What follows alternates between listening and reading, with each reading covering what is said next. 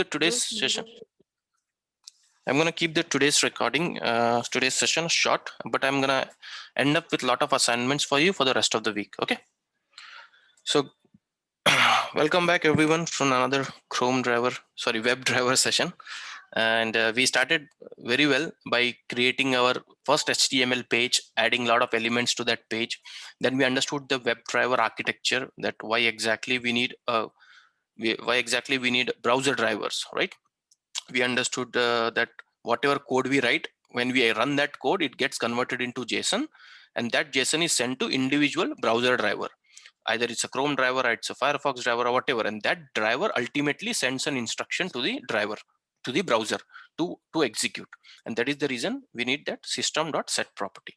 Now what we're going to do today is we're going to understand some method usages. Now so far what you guys have done is you understood when we create our own jars and when we use in another package, we need to import, right? That's what the jar exercise was all about. In a similar fashion, if you want to relate, Selenium guys has done some code. They have given it us in a compressed format in the form of jar. We downloaded those jars. We imported in our project by right click, property, Java build path. We added those jars. And if you want to use the methods in those jars, we need to create an object, right?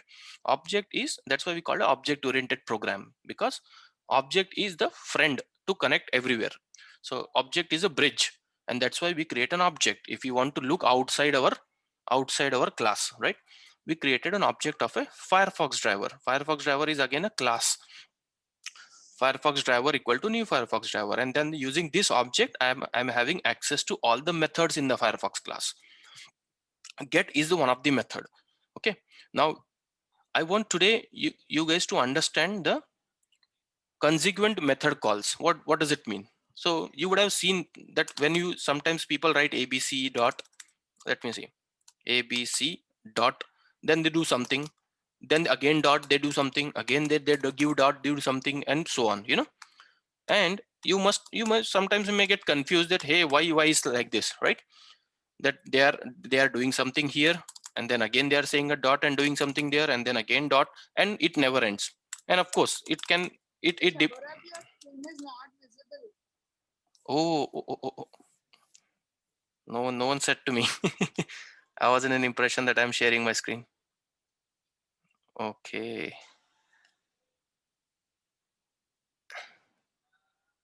Okay, can you see my screen now? Yes. I'm sorry for that. Okay, so I hope you can see my screen now. Okay, so what I was saying is, so far we learned about when we create an object of a class, using that object we have an access to all the methods in that class. And that is the reason when we downloaded the Selenium jars, added it in our project, we created a object of a Firefox class so that we can access all the methods in that Firefox class, right? Now one thing I want you to understand is a consecutive method calls. What does it mean? So you would have seen in some of the code, people write something like this, right? ABC dot, and then they do call some method. So let's say test is one method they're calling, right? And then dot, they do something else, and they dot, they do something else, they dot and something else, right? So if you see something like this, you need to understand how does it work. So how exactly this works is, let me copy this, because in Selenium we're gonna do similar things. So let's understand another basic. So let's say the consecutive method calls, what does it mean? Here let's assume that the first thing is a driver, okay, the object which we created. Now the test method is coming from whom? But a driver object, right? We created a driver dot get method is coming from where? It is coming from the object of the class, whatever the class we have created from that, right? Now what happens in this way, you need to understand, just divide this, whatever output you will get from this first, on that output the second method is applicable. Whatever output you will get after applying second method, the third method will be applicable. So how does it work is, when I do driver dot test, let's assume that this method is returning me string. Okay, let's assume that this method is returning me what? It's returning me string. then whatever the output of this method, that output of the method dot, on that output I'll apply another method, then output of that another method. So here what I'm saying is, so let's say the output is string dot, what will happen on that output, the next method will get applied. So here in this case, this will be like this. This is the second operation which will happen. Now let's assume that output of this is, let's say, another string. So I'll say string 2 dot, and on that output the last method will get applicable. Okay, this is just to avoid your confusion. When we're going to start consuming methods, we may do consecutive calls like this. So in Java, how does it work is only I'm trying to explain you. I'll give you an example now, but yes, when we are trying to do something like this, don't get afraid. You can only do like this, which we are currently learning, right? You know, we are creating an object, and object dot method, right, which is simple one level call. But when I say object dot method, and when I'm doing again dot something, and I'm again doing dot something, I don't want you to get confused. You need to understand this. Whatever output of the first dot call, on that output the second method will get applicable, on that the third method will get applicable, and so on. Okay, if I want to avoid these consecutive calls, let's say I don't want to make my code complex, if I want to avoid this, how I'm gonna write it? So let me tell you. So let's say I'll say string abc equal to, what I'll do here is, first I'll capture the output of this method. The same thing can be written in this way. Okay, but there is a disadvantage of doing that, and that's what I'm going to explain you. So let's say so this first call is giving me, let's say, string output.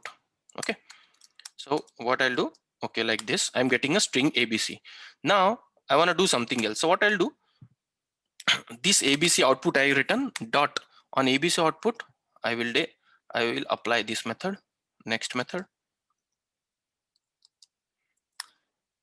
and then this may give me another string. So let's say xyz equal to, so this is giving me another method, and then string, let's say dfr equal to, whatever output I'm getting xyz, on that I'm applying last method dot this one. But here you need to understand, my ultimate need is the last dyz, you know. So this is equivalent to this 3 code lines. Okay, so this is what we are doing in these 3 code lines. First, driver.test method is returning me abc. Okay, I'm storing it in a variable. Then on that variable I am applying some other method. So this method must be a string method. Okay, so let's say dot trim or dot anything, and then output of this I'm storing it in xyz, and then on xyz again I'm applying some other method, and output of this dfr. But ultimately in my script I'm interested to use the last output, and that is why we don't write it in this way.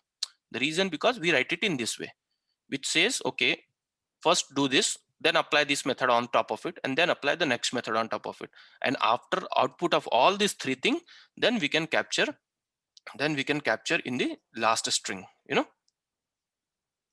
So here in this case, this is what I would be interested to do, string dfr equal to, this is the more optimized code.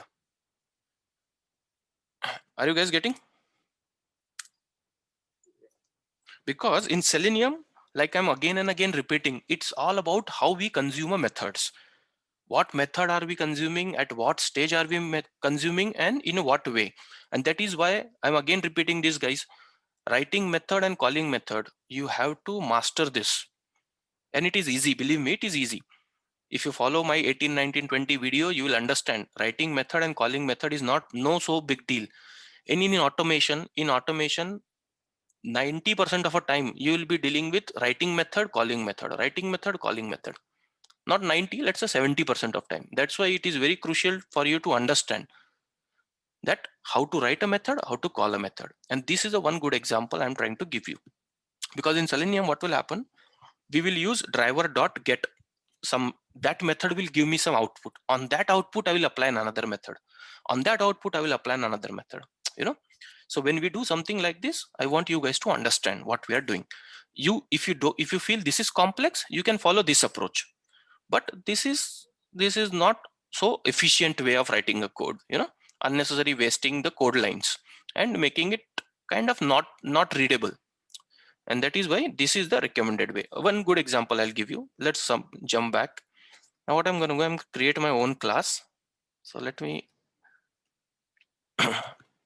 in Selenium Learning, let me create a new package. Oh yeah, I already created a package for you. Good. So let's say new class. I'm creating a new class, and then I'm say string methods. I'm gonna explain you something, whatever we have just learned, how we do consecutive method calls. Okay. Now in the main method, what I'm gonna do, a very simple thing. I'm gonna create a string variable. So I'll say string Saurabh equal to, and I'll say automation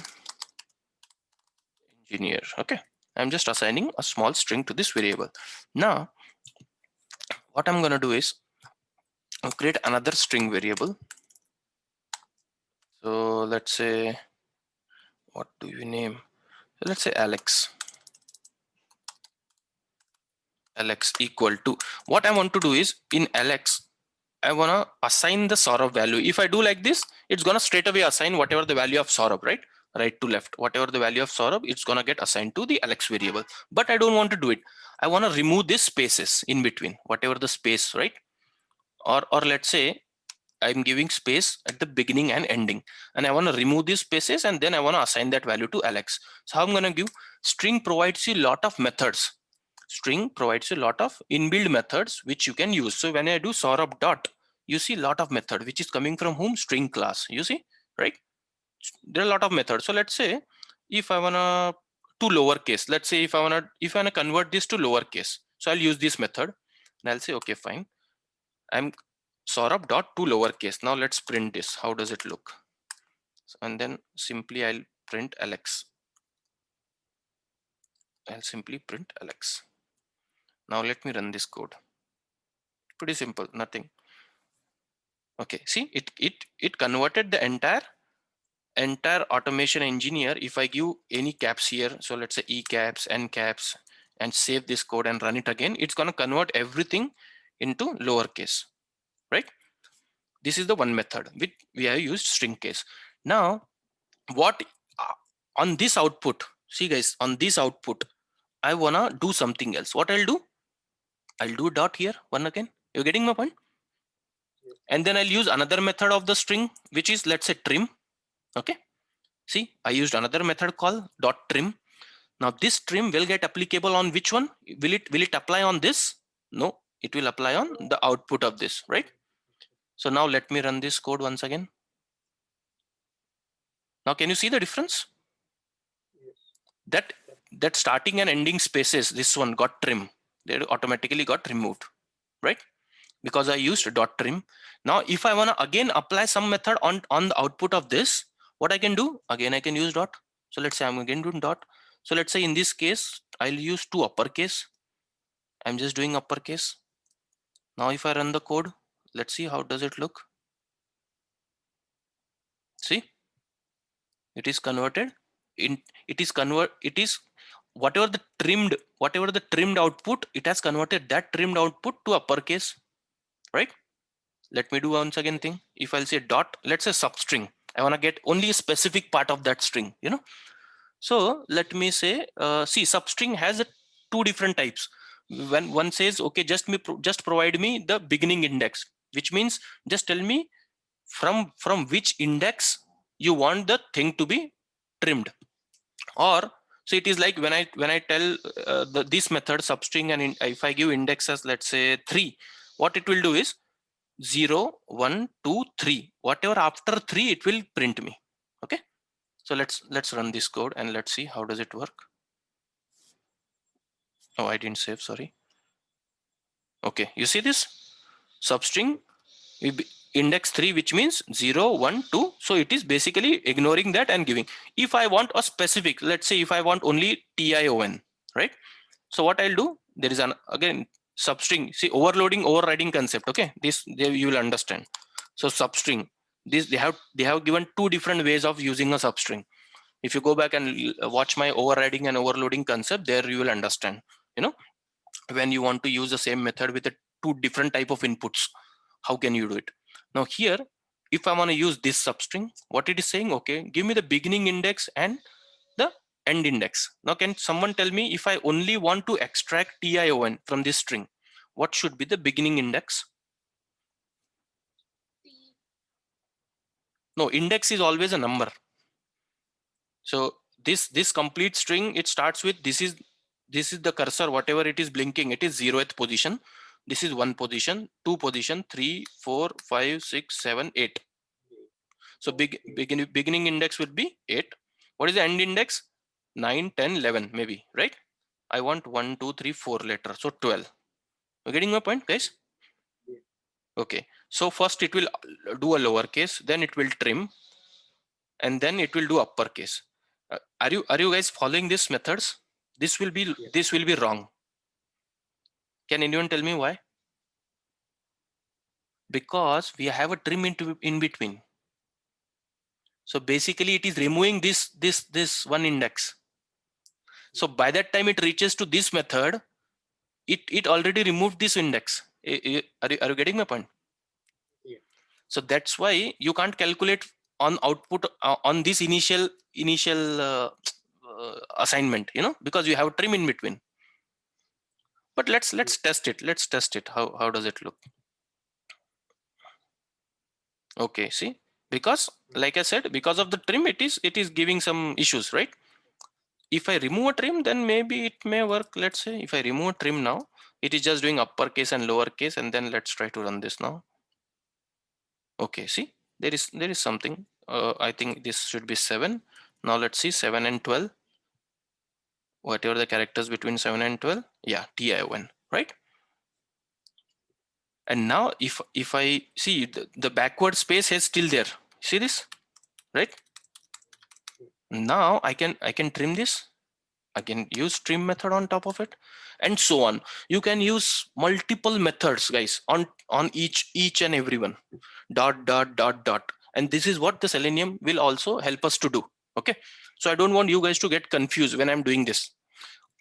Initially, you may want to use this approach, but like I said, if I'm reviewing your code, I will give you a review comment saying like, no, I want this to be resolved in one line, you know. And this is how you will write an optimized code. And you have to understand that how does it work. First, it will execute this, the output of this, the next method will get applicable, the output of this, next method will applicable, and so on. And again, it depends. Output of this method, if its output of this method is string, then only you can use this method. Then output of this you can use next. So let's assume, if it sounds complex, we just ignore it. But those who want to understand more, for them, let's assume that dot trim is giving me a string, right? Dot output of dot trim is finally string. Now what I'm going to do is, again, I'm using some other method, dot. Now let me see, I'm going to use some method which will give me Boolean or something, you know. Let's say, I don't know, is null, I think. Yeah, is empty, right? Okay, is empty is given, is empty method will give me the Boolean as output. Okay, now I used this. Now you see, I'm getting an error. Why? Because I'm trying to assign the entire output to string, but the final output would be Boolean. So here, that's why I'll have to use Boolean. You're getting my point? Yeah. Now on this Boolean, if I try to use some other method, so let's say dot, it will not allow me, because you can't, there may be, there is no method which you want to apply on top of Boolean, you know. So this is a simple example I want you guys to understand for the consecutive method calls. Is everyone on board? You're getting? Yeah.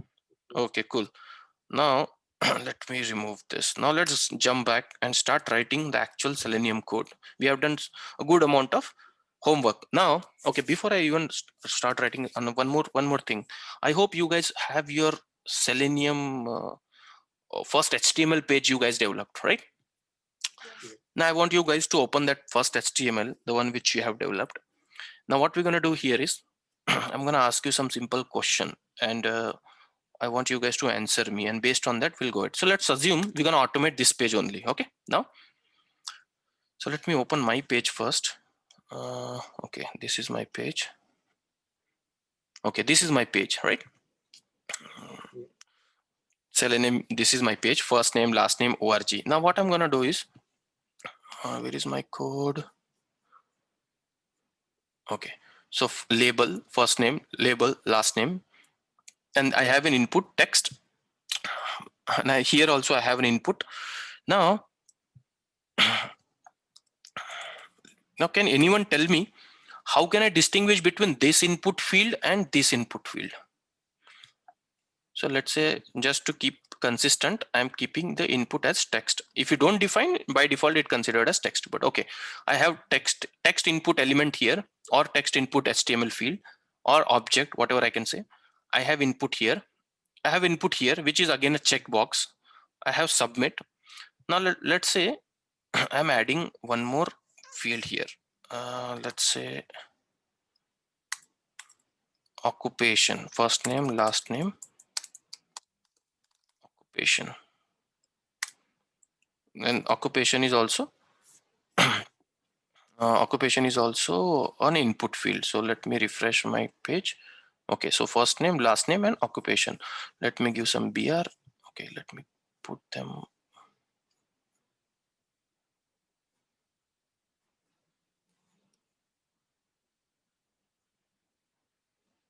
So here what I'll do is just want couple of break lines. Okay, now can anyone tell me how can I distinguish between this input, and this input? I have three input on the field, right? I have three input field. One is this, and one is this, right? Now, how can I distinguish between these three input? When I say distinguish, my intention is I want to go ahead on this input and type something. Then I want to go on this input and type something. And then I want to go here and type something, right? ID, okay. Okay, that's a good thought. Anyone? Any other one? How can I distinguish between these three inputs? Let me show you code. This input, and this input. I have three input fields. And I wanna make sure that they are unique, so that whoever is trying to identify that input, they can identify it uniquely, you know. Either name or Name or ID, okay.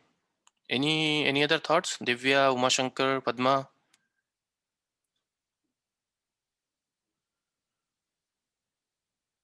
Any thoughts, guys? Expat is a long journey. Don't worry. We are not there yet. See, let me ask you. Let's relate with the real time example.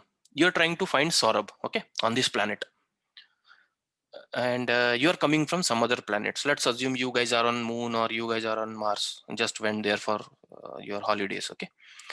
And you are coming on Earth to search Saurabh. You want to locate Saurabh, like someone, the automation tool want to locate this input field, right? Now what you will do, you will ask me, hey Saurabh, where can I find you, right? I'll say, hey, can you please come to US, can come to California, Bay Area, and so street and so house. You will say, okay, let me follow that. You will come, you will follow that path, you will come. But once you come to my home, you will say, hey, I'm here to meet Saurabh. And if suddenly three Saurabh stands in front of you, okay? Three Saurabh stands in front of you. Now, how would you recognize which is the right Saurabh for you?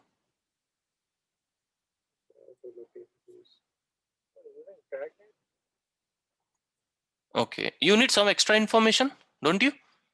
That how Saurabh looks, what's his height, what's his hair color, or maybe some extra information with which you can filter further and find out the exact Saurabh, isn't it? If there are three Saurabhs in front of you, maybe if you have his height information, you will able to find it. Maybe if you know his hair color, you can able to find it. Maybe if you know how does it look, if you have photo of it, you will match it. And you need some extra information, doesn't it? So the same concept goes to HTML development. when the HTML developer is developing a page, he may not want all the elements of a same type, because whenever some other party is trying to do something on his HTML, they want to detect that element first. And to detect an element, there has to be something with which the element can be detected. That something is, we call it as properties. Okay. So in my example, Saurabh's height is property. Saurabh's hair color is a property. Basically some extra information along with the generic tag. This is a very generic tag, right?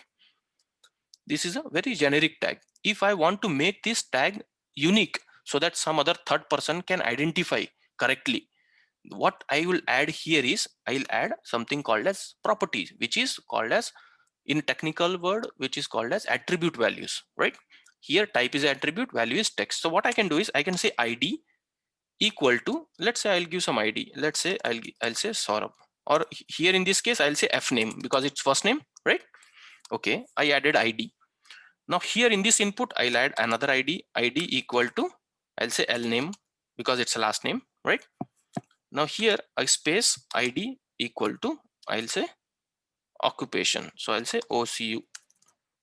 So now if you see, the appearance will not change. If I reload this page, appearance is still the same, right? What I did is on this input, just to make it unique or just to make it identifiable, I added something called as attribute value, nothing but property. And because of this, now what is happening is, so now when I go here and right click and inspect on this element, now this element along with an input, it has an ID equal to F name. Now the reason, because we want that element to be unique, right? We want that, see, not every developer will have this intention, but there will be more than one property, which means there will be more than one attribute values on that element with which you can identify that element. Are you getting my point, everyone? Yeah. And this is what we're going to learn in our next chapter, which is called as locator techniques, which means when I'll ask you guys to identify this element based on ID, you will understand what I'm saying. Identify the element based on name, based on class name, based on link text, partial link text, XPath, CSS, transversing forward, transversing backward. There are so many techniques, and we're going to learn all of them. And why we need to learn all of them is because ultimately what's our intention by an automation engineer? Our intention is to first identify that element, right? And once I identify that element, I'll start performing action on that element. Is that clear? Yeah. And to identify an element, we need some unique property of that element. Like in this case, I have ID. So let's assume this element and this element both have the same ID. Let's assume, because this is going to be a case. Now, can you tell me how can I identify this element uniquely? Or is it sufficient, whatever information this element has, is it sufficient to identify that element?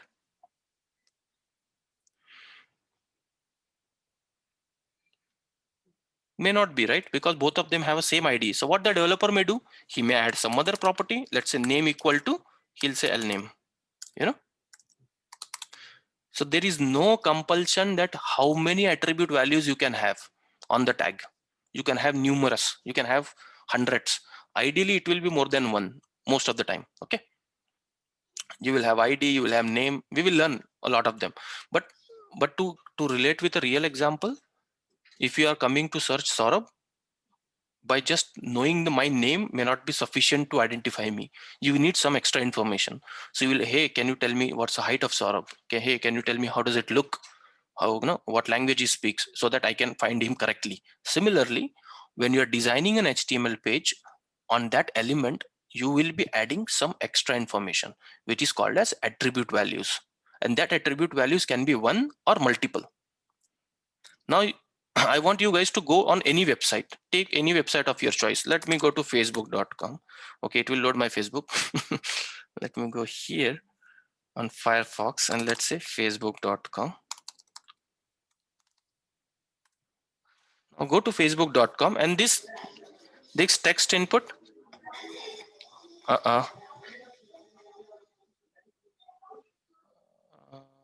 Is there is a background noise, guys, from by someone? Can you please mute yourself? Okay, thank you. Okay. Now on this facebook.com, If I want to identify this text input, right click on it and do an inspect element. So when it will do an inspect element, now I want you guys to focus on this input tag. You remember this is what we were writing, right? Now look at this input tag. Ideally, we learned about just writing normal input like this, right? But now if you see, this input tag has so many attribute values. This is what we are learning. It has ID, it has a class attribute equal to value. The value can be anything. So class, then it has a text, sorry, it has a type, it has a name, it has a data test ID, it has a placeholder, it has a phone number, and so on. Basically, it has more than 5-6 attribute values in that tag. Are you understanding this? If you look at this input, let's say next input tag. Now this input tag has type equal to hidden, autocomplete equal to off, name equal to this, value. It can have so many. Okay, some of them are useful, some of them are useless. As an automation engineer, this is what we're gonna learn in our upcoming session, that what is useful for us, which one we want to use to locate that element. Now in this tag, you see there are so many. How many? 1, type equal to hidden, 2, 3, 4, I think 4. Yeah, this input has 4 attribute values. This input has 1, 2, whatever is in pink color, 1, 2, 3, 4, 5, 6, 7, 8. So this input tag has 8 attribute values, you know. So I want you guys to open your HTML pages and then make changes to that HTML page, whatever you guys have already developed. If you are using any element twice on your HTML, any same element, let's say input is the one of the element, right? Input is one of the HTML tag. If you are using that more than once in your HTML, I want you guys to modify that tag. I want you guys to modify that element and add some attribute values to it. Take any attribute values, type equal to, you can say ID equal to something, name equal to something, class equal to something. Just stick to these 3 as of now. I'm going to teach you some more. Name, ID, and class. Let's say just try to edit your HTML code and try to put some attribute values so that it becomes unique, so that when someone wants to identify your tag, then he should have some unique information with which he'll able to identify your tag correctly. Is everyone understanding this? Can I get some heads up? Yeah, sure. Okay, I'll give you only 5 minutes to do that, and I'm gonna go around the table to see your HTML pages. Okay, so take a 5 minutes and then modify your HTML. Any tag, any element, if you are using more than once in your HTML, try to put attribute values so that you can distinguish that element in a right way. Okay, just keep your code ready. I'll see your code and then we're gonna automate on that page. Okay.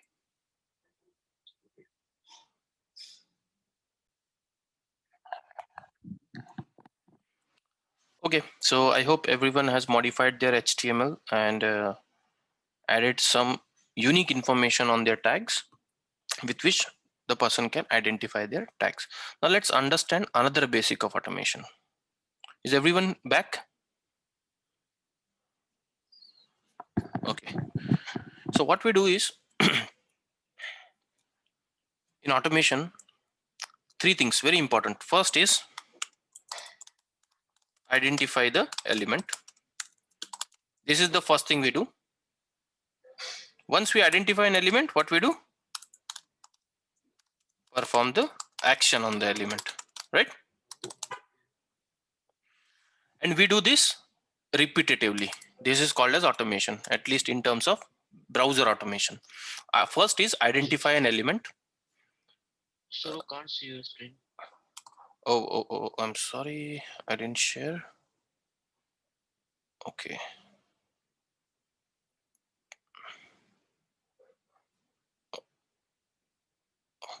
Okay, can you see it now? Yeah. Okay, so what we do in automation, whenever we launch any browser, I want you guys to understand it in this way. Manually, when you do manual testing, you have your eyes, you have your mind, and you have your hands to do everything, right? Yeah. With your eyes, you identify the element. Okay, first name, because you can see it, right? you identify, and then using your hand and keyboard, you perform action on it, right? You type something, then you move to a next, then you do perform some action, then you move next, then you perform some action. And we want to do exactly same thing with your automation. So when I want to automate that, because automation tool doesn't have eyes, minds, and hands, right? So what we do is, the first thing is in automation is first identify an element, right? Which element you are interested to perform an action on. And once you identified that element, the next thing you want to do is perform an action on them, right? Okay. And then you do this repetitively. And this is what it builds your automation script. Are you getting my point? Yep. Identify an element, perform an action. Identify an element, perform action. Identify an element, perform action. Write it on your notebook. This is the mantra of automation. In any automation tool, you need to understand these two techniques. How can I identify an element, and how can I perform an action on it? There are multiple ways to identify an element. There are multiple ways to perform an action on an element. Every tool has a different way. In Selenium, I'm going to teach you something. Tomorrow, if you ask me to teach you OpenScript, I'll teach you something. If you ask me to teach Puppeteer, I'll teach you something. But every tool has a different way of identifying an element, and they'll have different way to perform action on it. But basically, ideally, every automation tool works on a similar principle. There is a strategy to identify an element, and then once you identify it, the next thing you do is perform action, right? If the element is text box, you will type. If the element is radio box, you will check box, you will check it. If the element is a submit button, you will click submit button. There is a click operation, and so on, right? Based on the type of element, you will perform an action. If the element is of type text box, let's say if the element is of the type text box, what action probably you will perform? Typing, right? Yeah, typing. In Selenium, it is called as send keys. Okay. So if the element is of type text box, of course you will do action. Based on the type of element, the action will differ. Now, if the type of element is let's say radio button, then what action probably you may perform? Select. Select the radio button, right? Okay, cool. Now, if the element is of type let's say drop down, then what action probably you may perform? Select the drop down. Select from drop down, right? Yeah. Okay, very nice. Can anyone tell me any other element? Let's say image, right? Image. Yeah. If the type is image, then what you will do? Click or select. Maybe, yeah, maybe I don't know whether you want to click or select, or let's say just verify the, right? Let's say verify the image or verify pixels or something like that, right? Some again, the action will vary based on what type of element are you dealing with. Is everyone okay with this? Yeah. Okay. Now, if you understand this, the next thing is also related to this. Now, when I say identify an element, there are multiple strategies we're going to learn to identify an element. How to identify an element, which we call it as, in Selenium, we call it as locator techniques. We'll identify based on ID, we'll identify based on name, there are so many things. We're going to learn all of them. Now, once you identify it, so let's say how you write a code. Now I'm coming to syntax, okay? How you write a code. So first thing is, you'll write a code for identifying. So let's say I'm saying identifying the element. I'm just giving a very vague example, guys, so that you understand it. So first part of code will be identifying an element. Okay, so first part of the code would be identifying an element. So I'm highlighting for your understanding. Let's say this. Oh, my bad. So this part I'm saying is identifying an element. Okay. Once I identify an element, based on what element it is, I will write a dot, perform action on the element.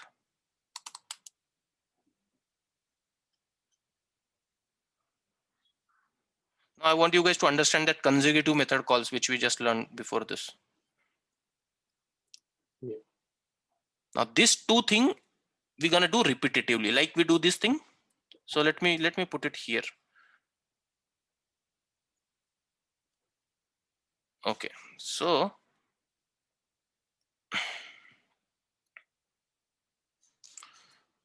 now identifying element and perform an action. These two things we in a Selenium we're gonna write like this in a syntax.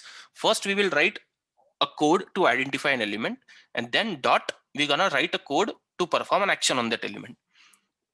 And based on what type of element it is, that action will vary, right? Like here, if you're trying to identify a text box, then of course your action would be send keys, maybe some other method based on the type of element. If you are trying to identify a radio button, then your action would be based on what type of element you are performing. Is everyone following this? Yeah. Okay, so now let's let's go back. What we're gonna do here is, with these basics in your mind, this is very important, guys. If you have any questions, don't hesitate to ask, because the rest of the code, why I'm spending so much of time to teach you basics is I am a great believer of having a strong foundation. If you have a strong foundation, your learning process will be very, very interesting. You will learn every concept with details and not just superficially, and it remains in your mind for long. And that's why I'm spending so much time to build a good amount of basics of HTML, good amounts of basics of how the automation tool works, and how the jar file works and everything, because I know once I spend at least a good amount, good big good base ground, then I can increase my speed. You will understand it quickly next further sessions. So if you have any questions so far, ask me. Okay, this is the syntax of code. We're gonna write it repetitively in Selenium. Identify element dot perform action, identify element dot perform action. Okay, there will be a variation that how we do it, but yeah, this is the whole and soul. Now what we're gonna do, assume this is our web page. Okay, so I'm going to copy this. Consider this is my URL. Consider this is my application. Now what I'm going to do in my code, same thing I want you guys to do it. Let me copy paste set property and a driver class.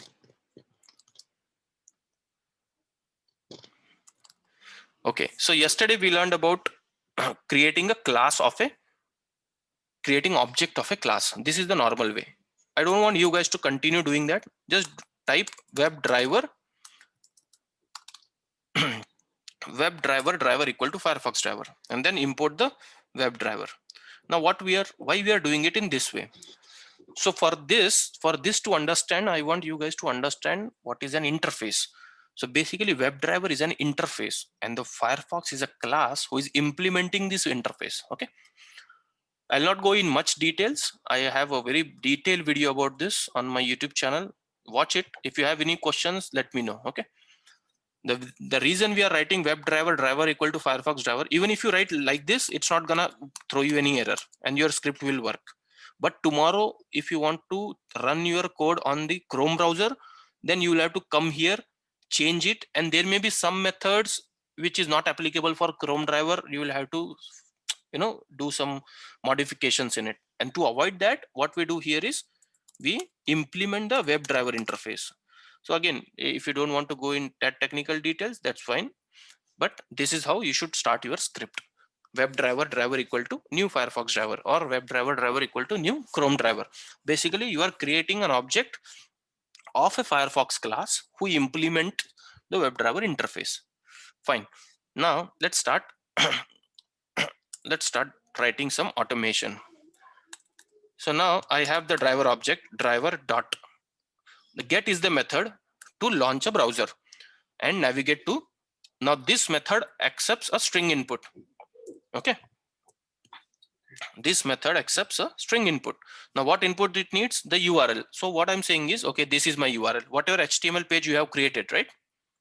Give that as an URL, because we are assuming that this is our application. So that's it. Driver.get method is to launch an application and navigate to the page. Now let me run this code. So it's gonna launch a Firefox. and it's gonna go to my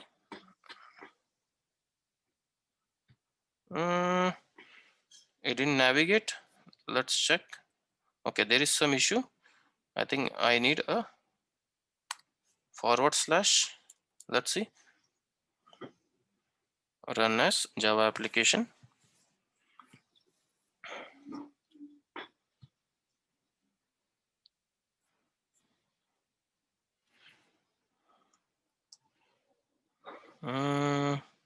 Let me close.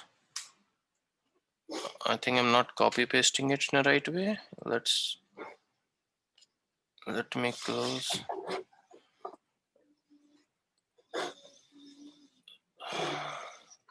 I have a lot of background noise from you, Joseph. I am just muting you for some time.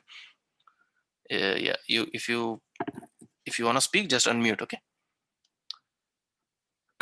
Okay, so let's go to my code and let me paste.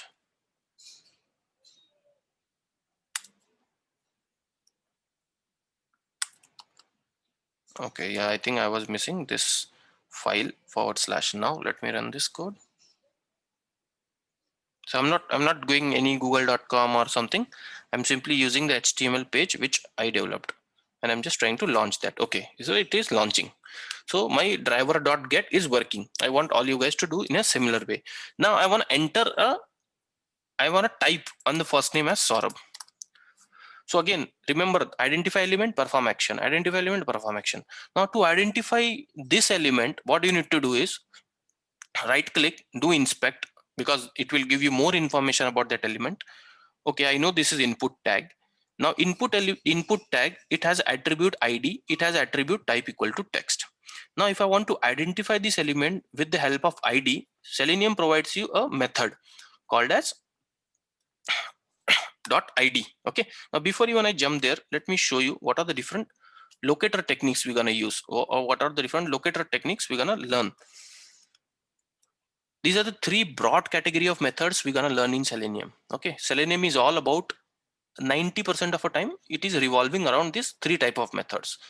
There will be a lot of methods which controls the browser, like .get, .navigate, .switch to, .close, .quit. There are so many methods which controls the browser. There are so many methods to detect the element on a web page, which we are learning now. And there are so many methods for debugging it. So most of the methods given by Selenium falls into these three major categories. Okay, and this is what we're gonna learn in our course. Now some of the browser methods which I want you guys to practice. .get, which we just found out, right? Driver.get.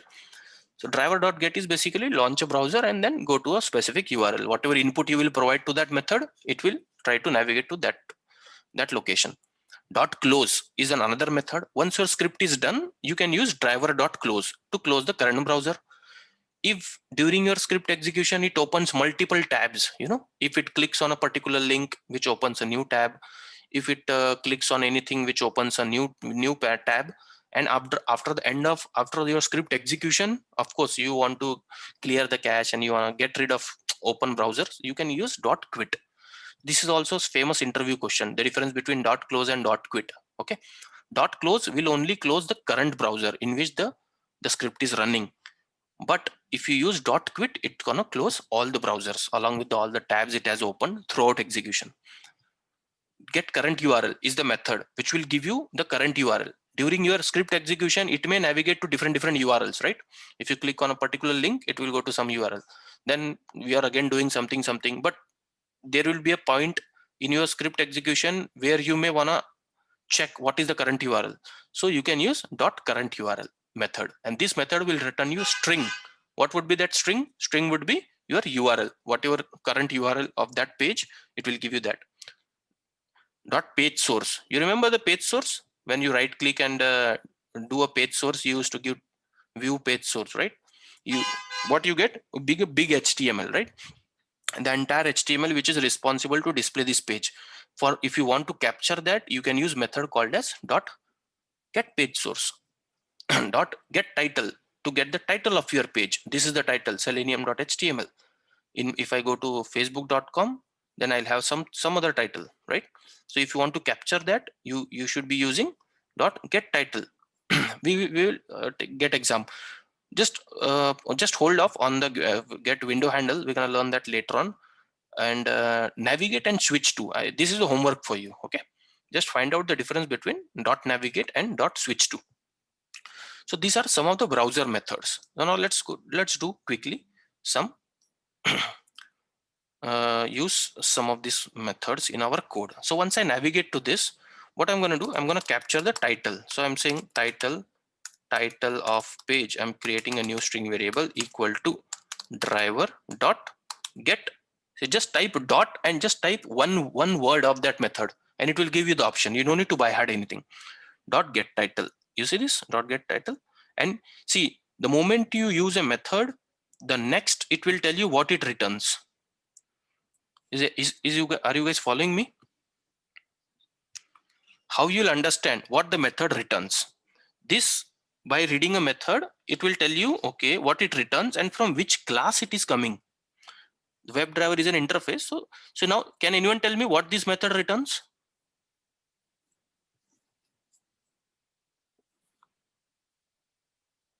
String. It returns set.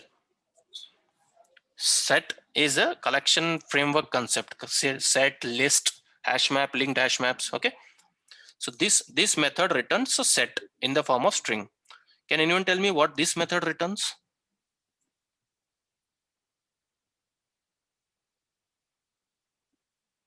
Padma, Divya, you guys are so silent. Also void. It return it. Exactly. It is void. It won't return anything because we have just used this driver.get. It won't return anything. And what it accepts a string argument. You see this, right?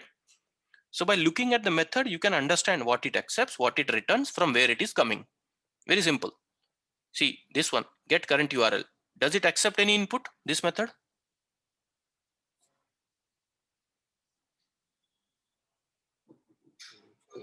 No. No, right? You see closing bracket, opening and closing bracket, in between there is nothing, right? Which means this method doesn't need any input, right? This method doesn't need any input. And what this method returns? String. From where this method is coming? From WebDriver interface. Let's see next method. This method, does it accept any input? No. It returns what? It returns string. This method, again, this method doesn't need any input, but it returns string. This method doesn't need any input, returns string. This method doesn't need any input, returns a class. Okay. Get class is basically, it will tell you this class name. Okay. So you'll say, okay, whatever current class you are on.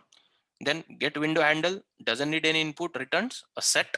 We will learn about set, list, don't worry. This method, it needs an input, get. What input it needs? String. And that's why you see when we use dot get, we gave the input as string, right? Basically a URL.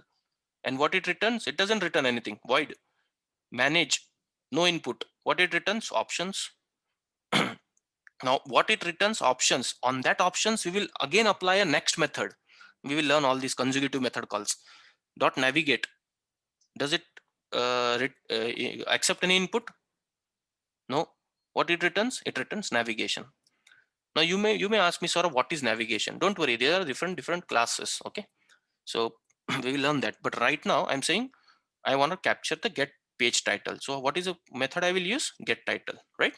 Driver dot get title. It doesn't need any input, so that's it. It will give me the current title and store it here, and then I will print that title. So let's say directly I'll take this variable and I'll put it here. Or what I can do is, rather than writing this, can I write it in this way? Can anyone tell me? Which one do you prefer? Line number 16 or 17? 17. And why so?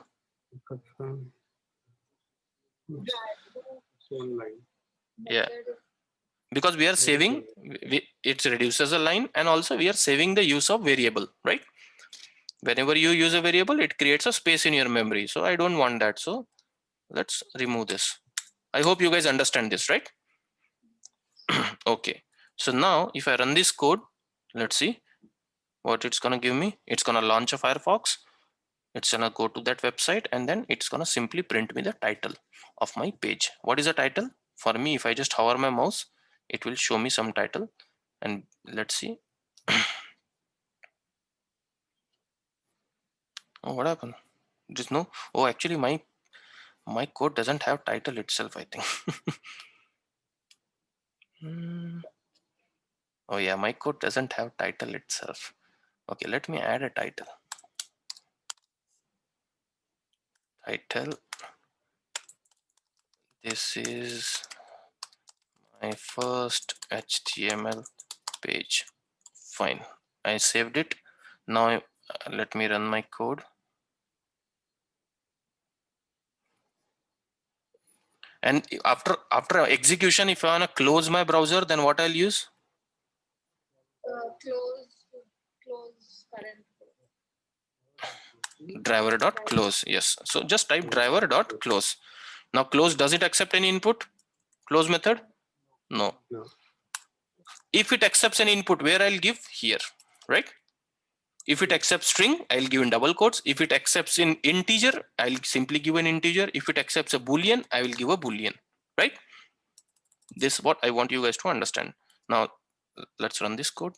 It will simply launch the browser. It will print the title and it will close. That's it. Launch a browser and see, closed it quickly, right? There is there is no, see, this is my first HTML page. It printed the title, right? Now let's say dot close is the method. Now similarly, I want you guys to explore another browser method. So just type driver dot and just type get. Then you see, okay, get current URL. Okay. Now this get current URL returns what? String, right?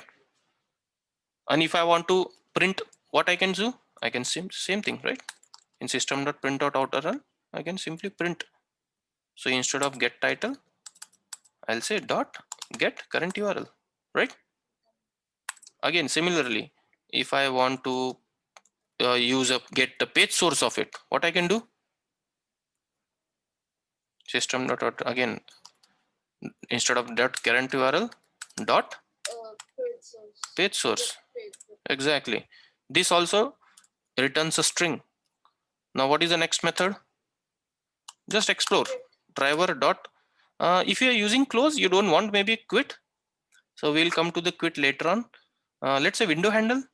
Okay, I know you guys don't know anything about window handle and window handles. There are two different methods, window handle and window handles. We're gonna learn them in future, but let's explore. Okay, what does it give? This is what, see, you have to explore a lot of things in Selenium. I may not able to teach you everything. That's why I'm teaching you the strategies. I'm teaching you the right approach.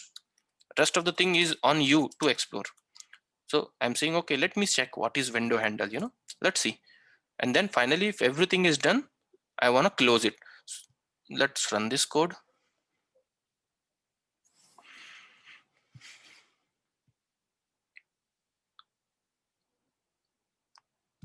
It will launch the browser.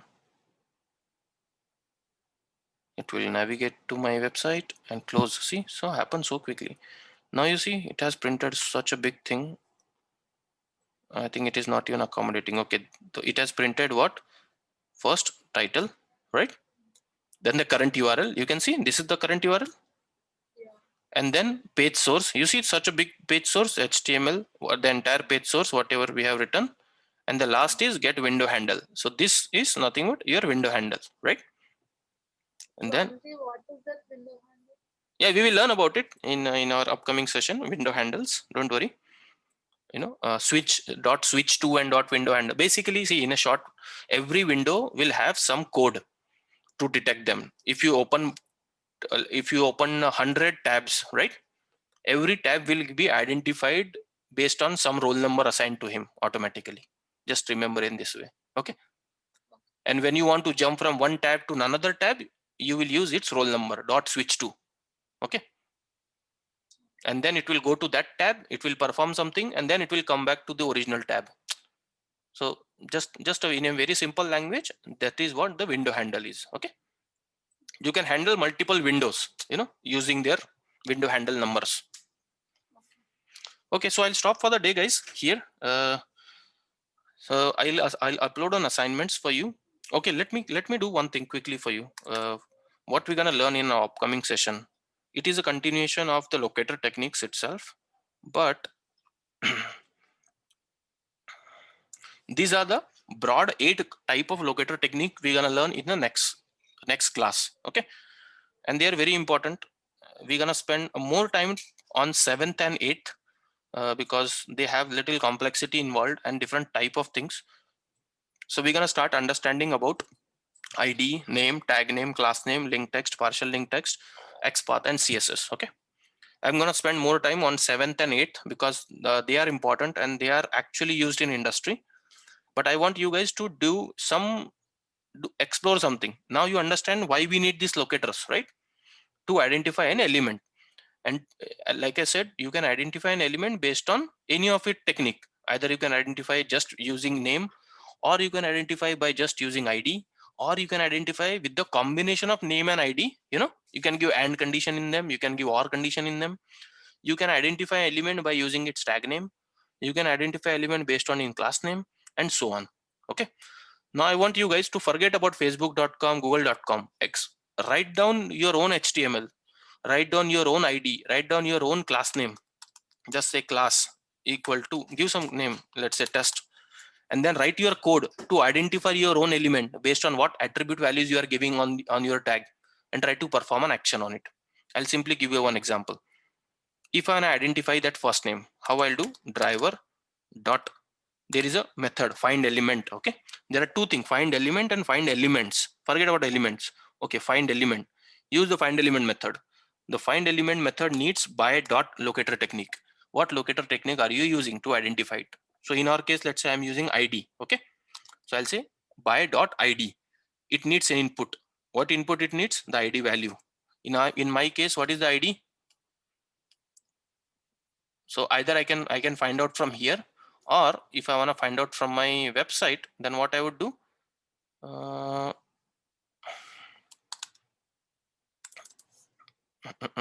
Okay, here, right?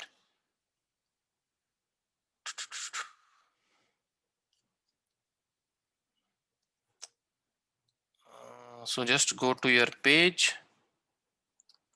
use Chrome, right click on the element, do to inspect, and now to identify this element, I have ID. What the ID value?